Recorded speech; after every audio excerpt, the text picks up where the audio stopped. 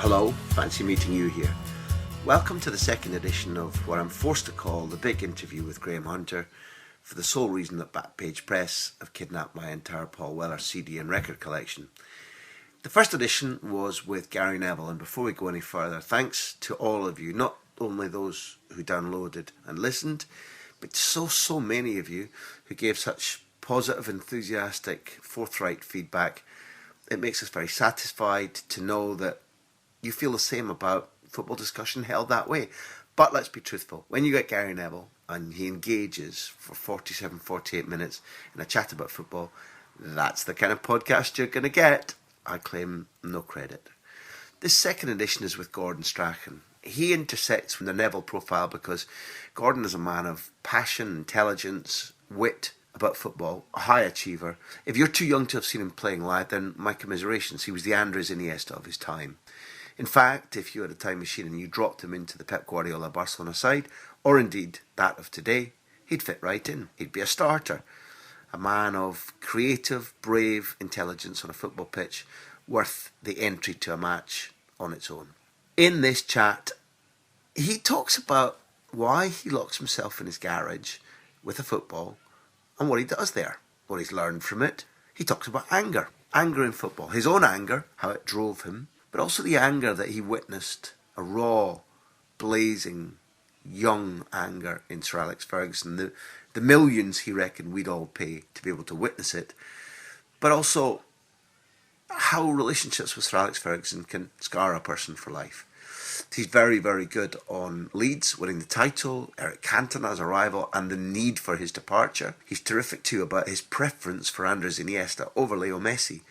When he talks about football in its current state, and when he talks about him believing that football is better now than it has ever been, you'll be riveted, I promise you. We tail off into territory that I think Gordon handles like no other. Very, very witty on punch-ups in Australian football and a crying football psychologist. I love these chats. I love them because they scratch an itch. I'm talking to people who've got a similar outlook on the game I love to me, and I hope to you. Listen to this. I'm certain you're going to enjoy it.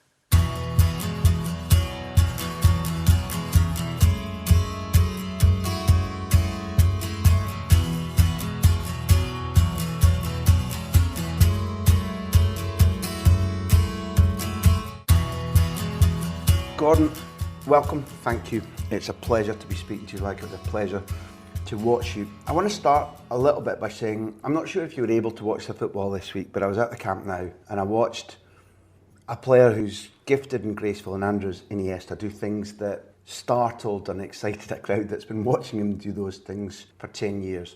Rather than talking about the club and the team, Andres Iniesta, are there things about his football that draw your eye? Are you a particular appreciator of him? And when you watch him, what is it you see in Andres Iniesta?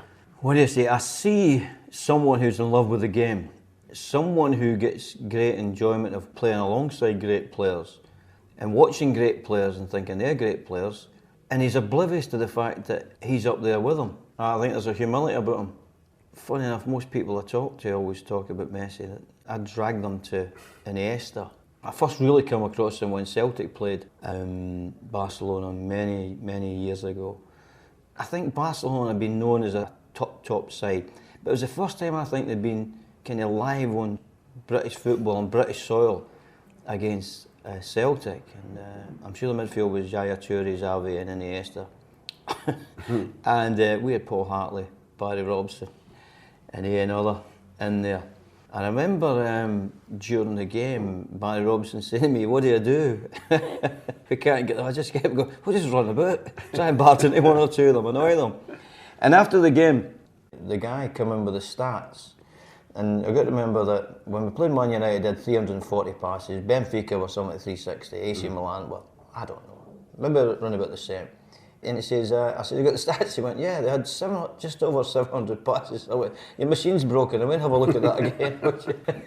But what they've got, and Iniesta's got, and I was trying to talk to kids now, that we will be able to pass the ball to a certain extent, British clubs. But when people get close to us, we do not have the ability to beat people the way anybody in Barcelona does, especially Iniesta in midfield and Xavi.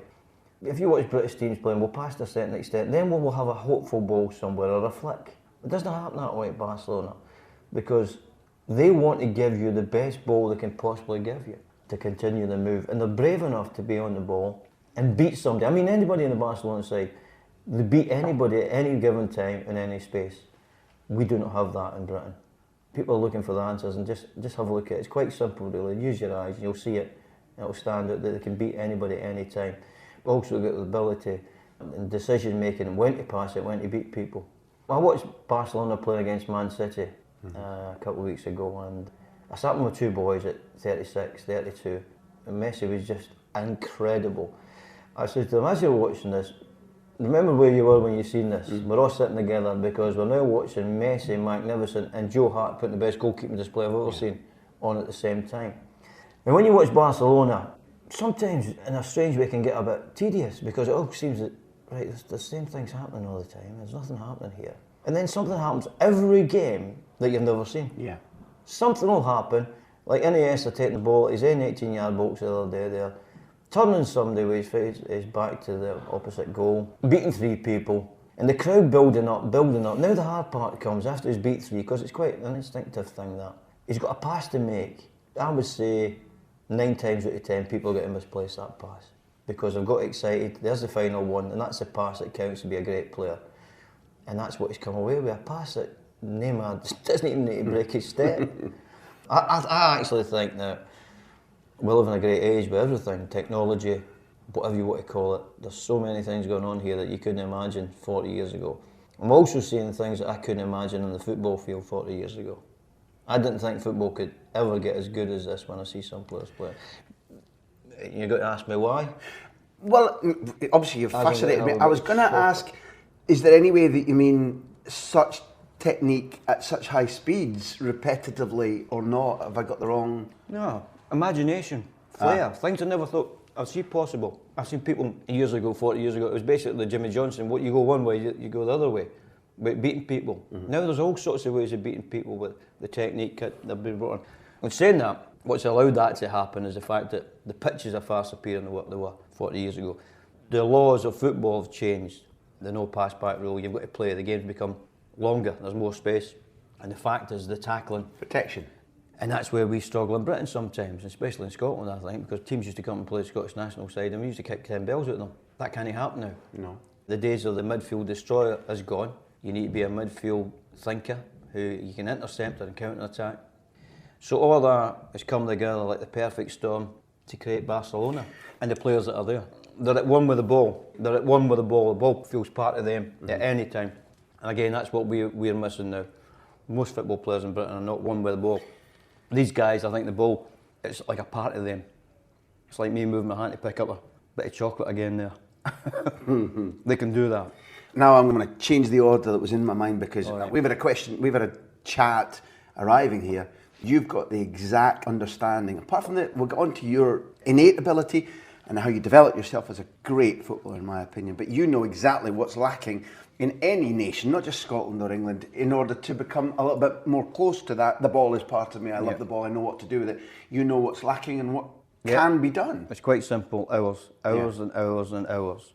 Somebody in university the other day I was speaking. If you want to be better than that group of players, you work twice as hard as them. And that doesn't mean just running, and footballers running about, closing down, and it's working with the ball all the time. And as I said, I've studied football in kids' academies for 10, 15 years now. And I do believe it's all to do with the ball and the number of touches. There's something fundamentally wrong that a kid can go from Aberdeen to Kilmarnock and play a game of football, get 10 minutes of football, get back on the bus or car with mum and dad, go back up the road and spend 9 hours to get 8 touches of ball. That is all wrong. The game is not about where you run, what you run. That comes after you've mastered the ball. I think I gave you an example of, I watch out the academy players every Sunday. The better players get 120 touches. That's after travelling the distances to travel, which is a waste of time as well. That can be used to play with the ball. And then I asked my wife to count tell me when in half an hour was up when I was in the garage and I kick a ball off a wall and control it with my left foot, kick it with my right foot, come back off one wall, stop at my right, kick my left. And I can do it with various outside, inside. And I got 1,000 touches in half an hour. That's equivalent to 8 games of academy football I've got in half an hour. until you master that ball, then all the rest of it's a waste of time. Because if you want to make runs, as Iniesta does off the ball and all these guys, but if the ball's not to come there, then you've got a problem. So I think it's a lot simpler than what people think it is. In other words, we've both talked about if you see a football, you have to touch it's like it. Just the same thing. So the Korean thing, I read it in a book, the Korean golfers, women golfers now. They went along to where most of them train and asked the coach, well, what is the swings? He said, we don't coach swings here. He said, well, what's your secret? He said, it's quite simple. They come in at 7 o'clock and they leave at 8. They play golf between 7 and 8, 11 hours or 13 hours a day. That's what they do. They stop for a break, obviously. So the argument is if you've got any innate talent whatsoever, and if your brain is able to assimilate learning lessons, but you work that hard. But you can work the problems out yourself. You can work the problems out yourself. You can work where the spin comes off a wall. If it's come, there's 3 ways a ball can come at you. It's spin towards you, spin away from you. As a neutral, there's a lackey spin. You have to switch your brain to 3 different things. You're now talking about your 1,000 touches off 2 walls in a garage in a tight space. That's the same with golf. They just let them play and work out sort their own problems out for their own swing. I remember an international player come to Leeds once, and I watched him and he crossed the ball the same way all the time, no matter what spin come to him. And I tried to explain to him this: you don't have to do so much work if the ball spins. It's like snooker. Ball goes of it. You spin it one way, it goes back the reverse way. But it's all down to more hours. As a kid, that's all I did: play with a ball off a wall. If there's no mates, I sometimes didn't have a ball. I just go and ask my mate if he was coming out. I knew he wasn't coming out, so I asked his mother if I could have the ball, and just go and practice. But it's the most addictive thing in the world. I know that what's happened is that society's changed. Computers weren't invented there was no internet. Okay, that's all fine. But again, we cheated because we were talking about this before we came in the door here. The ball is an addictive thing. You have to touch it, you have to feel it, and once you have it, you want to keep it and you want to play with it. Where's that gone? But you have to be the master of the ball rather than the other way about. Yes. Because some of the ball's in control of people because they don't know how to master it. So the ball's winning. It bounces up and goes into funny positions. Then take me back to childhood. Then on this same theme that we're talking about, how much to you of that ability that you had that got me off my seat throughout your playing career, how much of that was innate? How much did other people teach you? How much did you teach yourself? Nobody taught me how to pass the ball or control it. Was it in there, in your head? Just experimenting. So you worked at it? Just experimenting. There was nobody taught me how to kick a ball or control a ball at any time. See, I grew up with stories reading about Colin Bell with a tennis ball, because that's all he could afford, and off a wall. Tennis ball off a wall, backwards, forwards, trying to control it, chest, thigh, either foot. Latterly, I've learned about what the Spurs technique was in the middle 60s, early 70s, with this famous garage they had at the training ground with zones painted where you had to do actually equivalent to what you're doing in the garage now, which is hit that mark, take it on the volley, hit that mark. Well, they're doing it at Dortmund and Hoffenheim and Qatar, where they're standing in a cage and the ball's fired at you from all different angles. And you control it, and just as you control it, a light will flash somewhere and you've got to be able to put the ball through there. But that costs £1.5 million, software and everything. It's a lot simpler than that as well. All you need is a ball, a wall, drive the ball off the wall, you can have different spins, you can have a look at the spin coming when you're hitting it outside your foot to inside your foot or just neutral through it. And I've always said to my son, when you're coaching the kids, why don't you just have 15 minutes at a wall where you pass it back and forward? Volley it back and forward, see how many volleys you can keep it up with inside, outside. You'll get all these touches in. We're so obsessed now, it's like they're telling that we've got coaches, so you have to coach. Produced all these coaches with all sorts of badges, and you have to coach, and you have to put a disc there, a disc there, a disc there. I remember watching a kiddies academy where there's 5 different positions before you had a shot at goal, and yet everybody had to make a complete pass before you had a shot. And after 2 passes, it broke down, so the coach went on and spoke to the guy for about over a minute, how to control it, do this, do that. Well, the rest of them are standing freezing. That'll encourage you, that'll make you love the game, that'll make you come back. Yeah, so I think we really should strip it right back to the bone now. Strip it right back and play games and monitor the kids and step in every now and then and go, well, maybe should have tried that. Then back in again and playing and playing and playing and let them play, let them bang into each other, get them knocked over. Am I overly romantic and evangelical when I say that the football that, in my opinion, Barcelona and Spain particularly have played over the last 6, 7, 8 years, well, I've had kids growing up with that same attitude as you've got now, which maybe there's been a gap. There's obviously been a gap in Scotland, maybe in Britain. Between the 80s and the late 70s, 80s, 90s, the English football was strong in Europe, I would imagine, with Liverpool winning things. And no doubt about it, the 80s where I played in England, in the early 90s, wasn't good fare.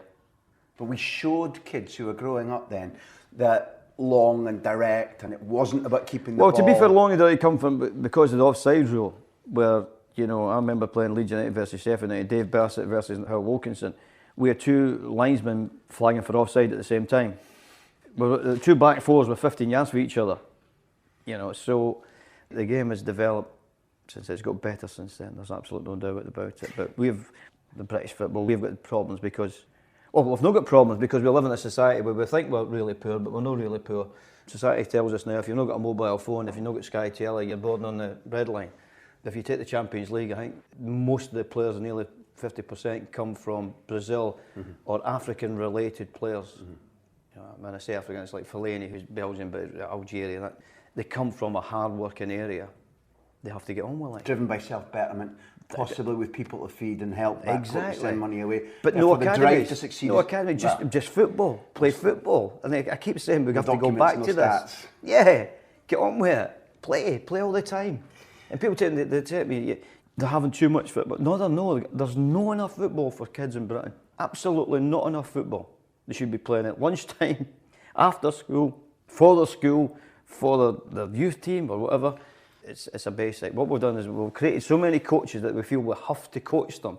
And they're not really wanting that. All they want is monitored and let them play the game. I still want to come back, use the word bravery, and okay, we both agree that what's happened is that the hatchet men are no longer, but that word bravery, Pep Guardiola used to use it a lot about Messi and about Iniesta, and it's about being brave in all circumstances to take the ball, to do something with it, because they still get kicked. Oh, you still take a hit. No, not at all, but it's not as violent as it was. So there's been a change. But that bravery, you meant that word. Well, I think it's true that. But it's not the physical bravery. It's the bravery to take the ball and show and take a risk. No. The consequences of losing it. Yeah. There's a bravery. You know, it went from a physical real bravery like Maradona had to put up when people like Pele, but people were coming and hurting you and physically. That was it. And I played in their days. But now you also got the bravery of taking the ball like Iniesta and rolling somebody 25 yards from his own goal. He's now thinking, I can beat him, I can start a move here. But he's also saying, if I get beat there, so there's a consequence bravery as well, where you have to take it on board that if you make a mistake, it could be a goal here. So there's another bravery then that can affect you because the crowd might go for you. So you have to take all that on board, not just a physical bravery, but a consequences bravery. I was out of the country, so I admit, I'm not ashamed to say I did a little bit of research, but did you have a player of that psychology, that ilk in Nakamura? Did he have things that resemble what we've been talking about? Yeah, Maloney was like that as well. Yeah. Cults boy, of course, and if anybody doesn't know what cults is. Brown is the same thing. He'll take a ball and roll people. He plays in kind of Carrick role, but Carrick's always seeing passes. Brownie will roll people in difficult areas because of his physical strength.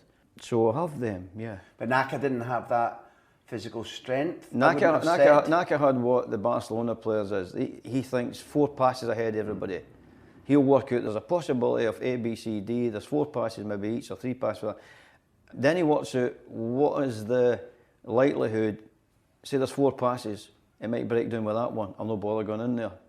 If he sees the 3 passes, knows he's got 3 players he can trust, he can walk in there. So you have to compute all that, and that's what the Barcelona players do. What kind of person was he? I'll tell you, I asked because Stuart Baxter went and coached in Kobe, Osaka, and he brought Michael Laudrup out, and it was a community that had just been devastated by the terrible, terrible earthquake. And he enjoyed his time, but both he and to a far greater extent Laudrup found the Japanese personality difficult to get to apply to the way that football coaching, football playing needed to be. Now, things have moved on. That was the mid-90s. Japan is a very increasingly powerful and interesting football nation.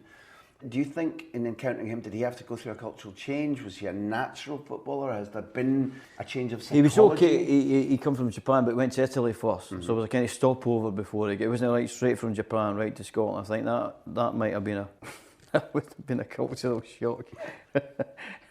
So he stopped off in Italy with Regina, where the crazy president was there. So I think anything after Regina wasn't too bad. Stuart said that they were very dutiful. If as a coach you said, stand on the back post, that's what they did. You would take it literally. Yes. Yeah, you take it literally. But no, by the time I got, they'd moved on since then. They definitely had moved on. But again, he talked about hard work. He was always, him, McGeady, matter of fact, there was a big group come in, and he was one of the first to kick it off. training at 8:30 in the morning, doing weights. And I came out after every game at Celtic Park, because you could do it at Celtic Park. He'd come off the game, sit and listen to what I had to say, change again, put another training gear on, go up the stairs and do weights for about 45 minutes. And because of that, he built the doctor says it was a phenomenon, because he had a medial ligament problem, which is 4 weeks, 6 days for him. Because he says that his core strength and fitness was unbelievable. That's the same as we're talking about the determination and the will to master the ball, to train on your touches, but also to change your physique. It's about an attitude, it's about a psychology. We've touched a lot on continental football there. You know, you nearly went abroad. Is there a regret that you didn't end up playing abroad? Would it have changed you as a footballer? It would have changed where I was at this moment sitting talking to you. In that you'd have maybe stayed on living abroad? I've no idea, but I wouldn't be here today enjoying what I'm doing. Yeah. I wouldn't be, mightn't be the Scotland captain. I mightn't have played for Leeds and won trophies. I mightn't have captained my country. I might have been the Celtic manager. I might have been the Southampton manager. For all these things, I think if I maybe went that way, I would have missed out on that. And if I'd missed out on what I know I've enjoyed over the last 20 or 30 years, I've been a sad man to miss all these things over the last 30 years. Yeah, that frightens me. Sometimes I sit at night and think, oh, if I went to Cologne, what would I been doing? Do you know? Where would I be? But then there is another side to that. I could have went to Real Madrid if you read Sir Alec's book. They had a bid of 800,000 put in for me in his book, which I never knew about because he never told me. In those days, it was after we played 83. I vaguely remember the game. Yes. Cup Winners' Cup final. So in his book, which I've never read, as you can believe, it says that he had a bid of £800,000. Then nobody told me. And the agents couldn't do anything about it. So that's criminally unfair behaviour. Yes. But I mean, in all honesty, given how much of you, I think, still Real Madrid is Real Madrid, that's a hell of a thing. Yeah. Which must have. So that was. But I've got to say that even if you said to me, let's join Real Madrid, I cannot see myself enjoying myself any more than I have. Like, I played for Manchester United, so that's no bad. I wasn't looking for. And Real Madrid. I regret and something. Real Madrid weren't the same as Real Madrid now. They are Real Madrid, I know that, but not Real Madrid. I think that's what I was getting at, and a man we both respect very much, Ant McLeish, for as long as I've known him, which is a lot less time than you, and I respect him hugely, he's always had an itch about continental football, about going there, about sampling it, almost unquenchable. Now, there wasn't internet in those days, there wasn't Sky, right? So he had a slightly different mindset, because I think he always wanted to sample continental football. I know David Moyes also said, now he was desperate to get abroad, but you didn't... The big man, yeah. Are you talking about management or playing? But I think if he'd been offered Real Madrid, he might have had a different view from you. I think he might I have never got Real Madrid, I got told later on, that's the thing. But yeah, Alec's a man who tells you about he wants to go and say, well, he stayed at Aberdeen all his career, never moved. Me and him had decided to ask for a transfer on the same day. I got attacked with Sir Alex for asking for a transfer, and Big Alex was going to go in behind me, but it disappeared after they had the bollock I got. Well, he was a very brave player on the pitch. Let me say yeah, that well, I'd be brave enough. I was 6'2" and gangly. But he did. You know the thing I'm talking about. Alex always had that will to. I want to know what's out there. I want to know what's happening in these countries. At the time of the Cologne thing, or subsequently, did that not afflict you then? There's no regrets now, and we know why. No. Yeah. None whatsoever. Nothing. I was too busy enjoying myself to sit back and go, oh, listen, there's days where you think, well, you've had a bad day somewhere, think, oh, well, maybe if I went there. But that's about it. Just fleeting.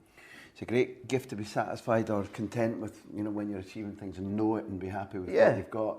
The thing that I think is underestimated a little bit is the quality of winning the title with Leeds.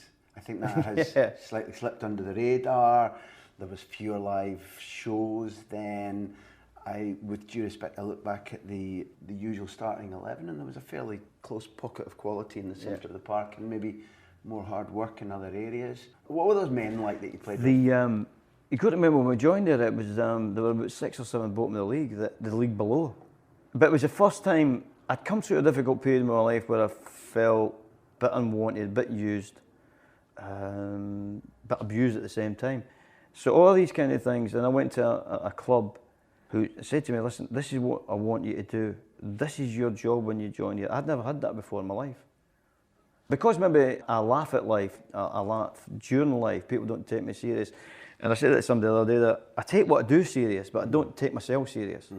And it's the first time anybody said, listen, we're signing you, that's what we're giving you, your job is to get us to there. Oh, never had that before, because any club I've joined, it's like, join, play, let's see where we go. We achieved where I just wanted to get out of that division, so we achieved that. And then, because we felt so good about ourselves, it just kept going. It never stopped. When we got in that first year in the top league, it was fourth, then the next again year we won the thing. So that was... That's a bit... It was an incredible achievement, I think. Because sometimes when you leave Man United, people just curl up and die or you get on with it. But I think I love the football. I done things that reassured me that I was still as fit. Because I took my training times when I was 22 at Aberdeen, and I used to look through it through my career. And then I was still using it in Leeds and go, right, I can still achieve that. So I must be still as fit as I was when I was 22. So that always reassured me that I could still run about. I was actually fitter, I think, at 36 than I was at 17, 18 at Dundee, 19, 20 at Dundee. I was fitter then than I was when I played that. You were presumably deploying also the experience that your brain was telling you to do different things, not just how you lived, but how you played, how you trained. Yeah, rest was important, but the intensity, I would say I was covering more miles or kilometres, as you call it now, at 36 than I was at 19 or 20 on the football pitch. My style wasn't that to walk about and take it, even when Hal Wilson said, you only want to train, I went, nope, because you can't ask your body only train 80% when Man United's got to ask you to do it 100% when you play against them on the Saturday, or Chelsea or whatever. So you have to train at that maximum. Resting was right, I picked up things. Ken Douglas, I used to get in my bed every afternoon at 2 o'clock and get up at 4. I never went out in the afternoon anywhere. Whether it's golf, I did that. I love golf. Never picked up a golf club in the football season. Just in case? I think it's strange if you can say to a footballer, they'll go and play golf on a Wednesday or Thursday and walk for 5 miles up and down hills with a weight in their back. But if you say to them, let's come back and train in the afternoon, lads, training's got to be, we've got to walk up and down the hills with some weights on your back. They go, you must be joking. And you know when you play golf, you're shattered. Well, that energy must be kept because of the rewards you get in football now. You cannot. It's not like back 50, 40 years ago when you were getting nearly the same as a working man, where you could go and play golf and have a pint in the same local. It's changed completely. Everything you do now, because of the riches and whatever the responsibility you've got, has to be to football. And that's why even when the clubs I've been to, I've asked the players not to play golf, not to drink during the week, and I'm the same. The same rules apply to me. As a leader, that's important to show that you'll do what you're asking of them. It's exactly right. Is that a little bit rare in managers? I've no idea. In your experience? I've no idea. Then fine. It's my feeling when I speak to current players or ex-players that they will not always be shown an example by the manager who's asked them to do one thing. He'll maybe then go and do another. And I suppose in human psychology, if you're hierarchical only, it's like we went to Scotland. The first time we went is, right, there's no alcohol in this. Don't even ask me any time. I don't care whether you beat Germany or whatever. There's no alcohol. There's no alcohol in the hotel. Don't ask at any time. Mm-hmm. And then the bombshell come when I say to the staff, you're the same. Mm-hmm. That's never been approached before, that the staff can't have a drink. Mm-hmm. Because I'm saying, if you're asking these guys to do it, we can do the same. Mm-hmm. I don't like alcohol. Generally, Phil? No, I think any problem that if you look in football or anything goes, you pick any problems, social problems that happens in a football, alcohol's involved somewhere. Which would include fan behaviour in our lifetime. Everything. Yeah. So I'm fine when I'm in Spain, because you live there and I live there. Mm-hmm. But people don't fight, scrap, do the rest of it. Even the football teams, you very rarely hear them singing and dancing in a hotel, which we've had recently here. So it's a protection for players as well, to make sure that they don't get themselves in trouble. So, but you would argue, and it would be very easy to hear that argument. That I did drink when I played. Yeah, okay. I did drink alcohol because that was the environment I got brought up in. I presume you mean you drank a little? Oh, little, yeah. I'm not talking about drinking I'm talking about drunk at the weekend after the games and maybe a Wednesday night after the game. But I learned through Alec Ferguson that this is it, we're disciplined.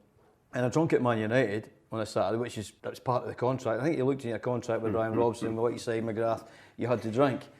Allegedly there was a group who knew where the pub was. Yes, I think that's established. Right, so yeah, but then I've learned all these things myself. But the point when you began to go, I can't do this anymore. That was because you were learning yourself. No, I but could somebody do it, showed but you. I didn't want to I mustn't do it. Is what I mean. Yeah, It's especially what I mean. when I become a manager. I think that's when I went, oi, at Leeds, I used to socialise. We used to meet every month on a Saturday night, all the players and their wives, have a drink, and that was it. So we got together. But when I became a manager, I thought, nah, this is wrong. This is wrong. No, that I was coming in. I think I had a drink one day when I first out of contract. I woke up with the same problems with a hangover. It's hard to deal with. And I'm asking these players, but so since then. Although it's clear that what you're saying is making obvious sense, and I'm not being sanctimonious because I live a little bit differently to that, so I'm not mucking about now. I'll go and have a drink, and that's fine because that's my choice. But during my journalistic career, I had dealings with a manager who I like very much and who's been very successful, and who very strongly advocated that if you drink together as a group, you win together. Now, I'm not in any way attacking that, but even the position you've taken as a manager goes against something that's been built up in the British culture, that you can make sporting bonds, you can make team bonds by going through drinking sessions or drinking regularly together. Now, you don't believe that? I feel that's false, because when we get a drink, there's a false bravado. And these kind of drinking things, I would say that a lot of times people follow each other. And they also say, right, we'll go play golf together, we'll go and play go-karts together, we'll go and whatever together. Yeah. But basically, winning together bonds you. Yeah. Winning and getting beat together and dealing with defeat together, and you hurt, if you walk into a dressing room, you see this group. I remember the first couple of results with Scotland, you're looking at, just pop my head in, and the coaching staff, the backroom staff, everybody were jumping about enjoying themselves. And you just walk and go, that's nice, good, and walk out again. That's what gets a team spirit. Winning gets a team spirit. The rest of it is a nonsense. Victory is an elixir, and if you're any kind of normal sportsman, you want it again and again, because almost even I've never had my £500,000 a week wage check, but even getting that, I don't think can beat the adrenaline and the satisfaction of winning. I don't think so. The top players, they will go on, your Dalgleish, your Shearers, all these kind of guys that have played at the top, they never thought about money. It just come to them because they were good. Yeah. The problem we've got is a group just in behind. The top players are fantastic. Then down here you've got the club players who are fantastic. But what we've done in football is drag 2 or 3 players who are not as good as the good ones up into a wage bracket where they think they're the good ones. Shouldn't be there. They're there by default, they're there by the good players. And every club will tell you they're the 2 or 3 players that you spend all the time on.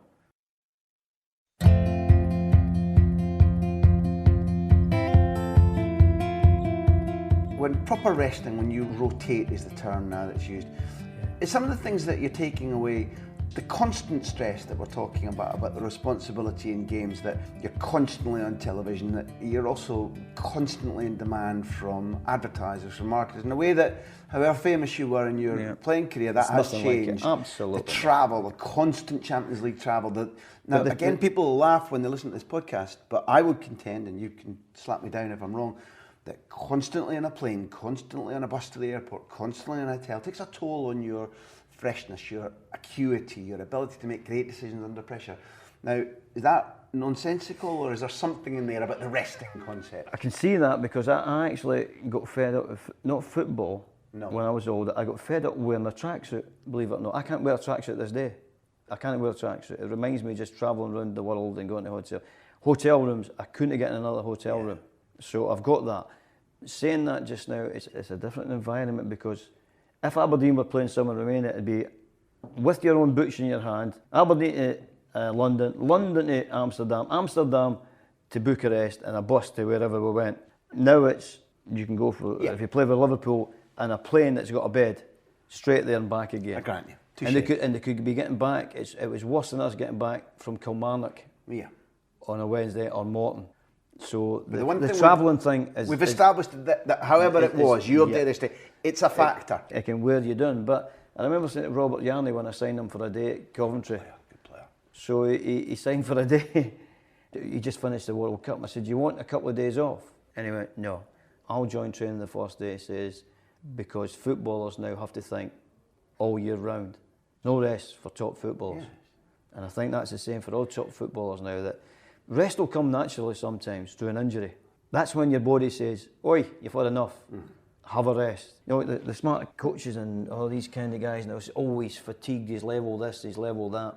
we better keep him out of 2 games there, 2 games there, 2 games there. So you're missing a good player for 6, 8 games a season. The one injury might have gave him 4 or 3 weeks. He gets that rest then, and he's fine. So he gets a natural break. You touched on something in terms of Naka doing extra work, and I want to just touch on Cantona at Leeds, because I think the myth of what he did subsequently, I think it's probably added a little bit to how much he gave to Leeds in the Championship season. I could be wrong, but clearly he was still an extraordinary talent, an interesting and wide-ranging personality. What was it like to work with him, and what impact did he have on that club in that year? Oh, listen, he made a difference. Oh, to really? win it. Yeah, he made a big difference. And he didn't play a lot of games. No. But his presence was just what we were needing at that time when we were starting to get a bit tired. He made a difference. He was a guy you couldn't get close to. He kept himself, even in the bus, which is understandable because his English wasn't great at that time. That's not a problem. People think, well, it was a bad move, but it really wasn't, because his time at Leeds were up. He was got to go somewhere. Why did you say that? We couldn't accommodate him. Our whole thing was just work. We didn't have, as you said before, we didn't have that great all-round team. Eric kind of put up with us for a while he enjoyed it, and then things went to go wrong in a couple of European ties. Eric wasn't at his best. There was kind of loggerheads between the manager, Eric, and somebody going, you need to work a wee bit, just help us a wee bit, Eric. But Eric was like, well, this is what I do, it's fine. So he left to go to Man United, and again, it's like the perfect storm. What Man United were needing was Eric Cantona. What Eric Cantona was needing was Man United. Now, you've got to remember that Eric was never a real success in any club he went to. No. He had loads of them. He was in trouble with, in every club he went to. Not even a terrific success for the national team, I'd have to say. No, that's what I'm saying. So if you think about him as a player, take all his top games outside Man United. There's no many left. So it was a perfect storm there with that young side, that angry manager and hungry manager, plus him, and getting the adulation that he always wants. So the perfect storm was there. It wasn't us. You could put up with us, and we could put up with him for a certain amount of time at Leeds, and vice versa. But when he moved on to there, that was it, So I'd speculate that this famous thing, which educated me about him regarding there's training, but there's practice. And he practiced a lot. He still did that? He did that, yeah. He did that when life was good. He would take 2 kids, they'd put balls over, and he'd volley the ball in the back of the net. So when he done it at Man United, I used to say, well, it's not a fluke. No. That's what he practiced. Would he have been in that group? Would there have been others who shared that mentality? Gary Speed and people like that, yeah. Gary was always with him. David Batty, these kind of lads. I mean, with due respect to the other footballers, I think you've touched on, I was meaning, the tight pocket of quality, maybe Tony aside, it was you, David Batty, Gary, Eric. That was an extraordinary midfield. That must have been fun to play in for you. Because I think, again, you've talked about people misinterpreting you, and your skill stands out. Yeah. But you were always an extreme team player, I thought. I enjoyed the winning, and I was always an angry man during the game, because I was captain there. I felt constantly angry. I just had to be angry to get players playing, and me playing, and want to win games. And you weren't putting it on. It was I was constantly angry. Yeah. Is that a Scottish thing? Nah, I don't know. I'd be generalising. I think it's me. It'll do for me. Listen, maybe we're going to tail to your time is precious. But we're going to tail off. I've always been fascinated. You can tell me we've got to stop. You're the boss. We need to watch the time. Yep. You went to try and learn from other sports, and I'm fascinated about why people don't do that. Why people don't think laterally more often? And all right, listen, we can't do the whole thing in this conversation. But which sports knocked you out, and you said, I like what they're doing. I can learn from that. That's transferable. Why don't we do it like that? And did you enjoy that learning process? I did. I went to a couple. I went to Australian rules football. Aussie Rules football. I could tell you about the cut-off sleeves, and that would be the end. It's a fascinating game, but there's humour in it as well, which I thought was great. And I spent 3 or 4 days with them. And I actually in which city? And it was in Melbourne. Okay. But I watched them in Canberra, then I watched them in Melbourne, and I flew about with the team and the coach, and they lost a game. They led from the start, and they only went behind on the last kick of the ball. It was a ridiculous score of 111, 112, and the coach was bonkers. And they come and train next again, day in a normal warm-up, and he said to all the midfield players, right, in the gym was a boxing ring. He says, right, the whole midfield players, yous are fighting each other now. No. Seriously, boxing gloves on. Never And I mind stood- carrying golf bags around in the hills. And I can't believe it. The guy was with said, I think he's serious. And they got in the boxing ring, one midfield player. But the captain come in, is that because the rest I had to do it, Jim what? And the captain went, just a second, to the coach. Says, what's this? He said, well, the midfield players, they lost the game. And the captain went, yeah, but we played as well, so we're in. So they all queued up, and you had to have 2 rounds against each other. And oh dear. And they went at it? Oh, aye. There was real punches thrown. But what I'm saying is that he went, no, we're all together. Yeah, the bond. The So that boxing was far better than going drinking. I couldn't. Point cleverly made. I went, whoa, wait. But that's Jesus. different. And that's standing up and being counted. Instead of standing back going, the midfield did it. We've gone in there for a bit. Then you could see that the other guy's going, but we might as well join in here. And it was ridiculous. Because there was one guy who was a particularly good boxer. And he was you get 1 round with one and you get another round with somebody else and they kind of overlap, so you always get 2. Yeah. And he'd fought 2 guys. I kid you not, their faces were all over the place. But they kept going forward. In which case, I'm supposing that if you went to look at NFL or golf or whatever, you learned a wide rainbow of different lessons about recuperation. I don't Sports know. psychology, the whole thing. Psychology is at the key of everything. Psychology is okay 1-for-1. But as a sports manager, and people say, well, when's your psychology what? I say, it's every second of the day. I've got to look like a leader, behave like a leader, look after players. Well, it's the first thing on Monday morning when I come in, because the steward will say to the receptionist, he's a bit down, he's this, he's beat. You've got to walk in there and convince everybody in that building that you're ready for this next game coming up. And he was like that, Ferguson, and you try and do your best the same. Sports psychologists, when you're doing your university studies, it's basically make somebody better. That's what you do. Help them. It's not that way in sports, in the footballing world. I have 25, 26 players, say Alec Ferguson, he only needs to make 14 feel better for that weekend game. The rest, deal with it. I'll deal with you later. You know, if you're down, tough. If you feel bad about yourself, if you feel like bursting into tears, which many of us had, after the abuse you get, tough, deal with it. I'll bring you back in the fold when you're ready to come back in the fold. In sports psychology, you're the man, you're the manager, you're the sports psychologist at a club. Okay, some people might need individual help, problems on and off the pitch. Sports psychologists might help with things. But generally it's at the football manager who's a sports psychologist. I remember watching Ernie Els, and he's disappeared again, the sports psychologist. When he was winning, he always had a sports psychologist beside him. Always stand beside him on the green.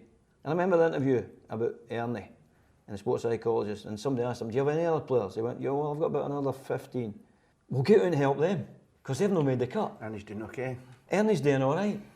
And you've watched the thing with sports psychologists, they seem to turn up when things are going well. I think one turned up to help England, who was Liverpool one, and he turned up, he was got to do this and do that. I have no comment to make what this guy's work doing, but Luis Enrique has brought a sports psychologist with him, and he is like a limpet to him everywhere at Barcelona. Yeah. I say that without comment. I've met him, I've watched him, but when Luis Enrique's talking to media, sports psychologist on his right shoulder. When he goes into a one-on-one interview room like this, the sports psychologist is in there with him. Now, I'm not sure if he's assessing and listening to his client saying, well, what I would have done or the next thing. And I know that the players, even these elite players at Barcelona, are like, hold on, man, that's witchcraft. Take it away. Yeah. And it's a difficult process. Yeah, I think that's a problem, because you are what you are. You cannot. And that's what the players want. They want you to lead them. Know this voice coming from the side into the head and pass it. They want you to be the leader. They want you to lose your temper in an interview because you've decided, I'm not going to listen to you because you've said my players are not very good. I'm telling you they're good. And I'm telling you they're right. I'm telling you they're the right players. And they go, oh yeah, he's defending us. You know, they're not wanting another voice coming through to talk. This want to talk to this. One at Southampton as well. I mean, oh, she burst into tears. She couldn't handle the players. We went to Liverpool next again day after her bursting into tears. And I had to go to the because Rupert had her there before I got there. And we went and beat Liverpool 2-1. It's not a problem. If Ferguson was the best sports, the way he went about it, you would go, whoa, you couldn't get away with it in any other business apart from sport. Ruthless and ruthless. Often unfair. Yeah, you would think it was unfair. And it could scar people for life, some people. But just, you could say about Leo Messi, like, okay, he plays like that, but we won't see anybody else. Mr. Ferguson had a phenomenal ability to feed off that chain of I'm in charge and you'll do this and strengthen himself. Whereas I think the normal human being gets tired out by that. Yeah. I think it breaks you. I think, yeah, it's right. But it fed him. He worked on anger. That was his petrol. He was only at his best when he's angry. And to be fair, and I'm not, trust me, I'm not going to say I'm anything like him. When I was a football player, when I was angry, I was a better player. Mm-hmm. Anger made me more focused, more determined, yeah. And that's why I say when you're asking me about Leeds, I just seem to be angry all the time. Was it doing you damage subsequently when you... No. No, I mean, I'm asking seriously. I could go away for it and not be angry anymore. On and off? Aye. As I've seen... I think if you spoke to anybody supporting me, you spend most of your time laughing. As I've seen he can do. For all that it appeared that you were in the full force of the hurricane with him, yeah. 90% of the time it was manufactured or turned on. Now, the anger was real there, I know, but I thought he was a very... Listen, I only see... If you listen to this... Most of the stuff I see... He's a very manipulative man. Aberdeen, when he was a young manager, and us in the same dressing room, you pay thousands to see it, millions to see what went on in there. Because there was people who thought they knew what was going on, because we've all been managers, most of that team, and we all thought we knew the game. And then he'd come in. The raw energy in the room was quite frightening. It was incredible. It was something I wouldn't have missed for the world. It was fantastic. So you won't sneer at me if I say that by being a fan for my club, which I care about passionately still, I'll still be an idiot and travel everywhere with a red scarf on, and I'll always be that way, and I don't care. But by watching and listening and watching you lot under him change the boundaries and say, we can beat them. Yeah. We can go there and we can beat them. I went, I can do that too. Now, I think that's a little ripple in the pond effect from him. Yeah. The world's yours if you want to take it. As fans who used to go to Ibrox and just go there, you're actually going down there with a strut. And that's what we had, a strut. It wasn't it was a confidence. I don't think it was an arrogance, it was a confidence that we trusted each other, and vice versa. The fans trusted the players and we trusted. So you had this group all marching down to Glasgow. Here we go. I tell you, it felt. And matter of fact, you actually took it for granted after a while. Yes. Not complacency, but a belief that it would keep on happening. We've got to be there, because somebody said about getting the Scottish Cup final. And I remember a point where we used to think, well, we're going there every year. That's where we go. Oh, we went down to Hampden. We knew you'd win. We knew you'd win. We go every year. We're off again. Let's go. That's the past. This is the present. This has been a joy. I knew I would enjoy it. I hoped I wouldn't ask stupid questions or bore you. We've still got the biscuits here. Now's your chance to say that I did.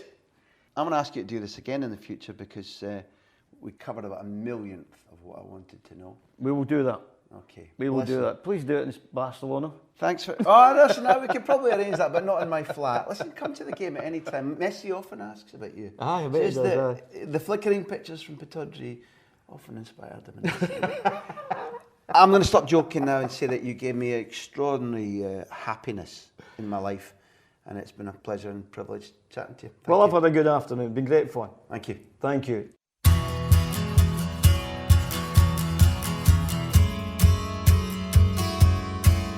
We recorded that podcast on a beautiful sunny London day on the south bank of the Thames River, long before Scotland played Ireland in Dublin. So when we recorded it, I didn't know exactly how many goals we'd stick past the Irish.